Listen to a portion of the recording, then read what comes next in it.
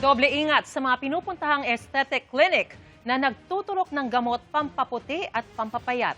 Baka gaya yan ng sinalakay ng klinika na klinika sa Pasig na di umano rehistradong gamot ang gamit. Nakatutok si John Consulta exclusive. NBI po, wala pong lalabas. NBI, dito lang.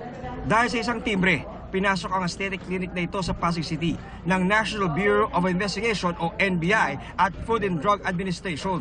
Pagbukas ng isang pinto, Up, hands up, NBI. Stay there, put that down. naharang ang palabas na sanang naka-white Sit down. coat na Sit down. pangdoktor.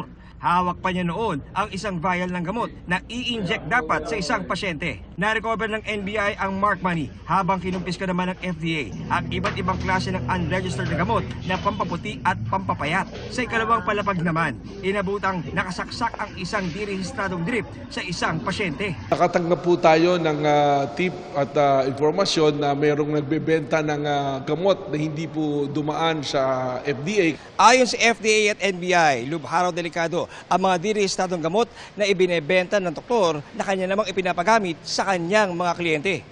Napakahirap po nito kung ang gamot na ituturok sa mga pasyente ay hindi po dumaan sa FDA sapagkat hindi tayo nakakasiguro kung ligtas ito at maaaring magdulot ng long-term or short-term effect sa kalusugan po ng taong gagamit ng gamot na ito. Na-inquest na ang inarestong doktor na tumanggi magbigay ng kanyang pahayag.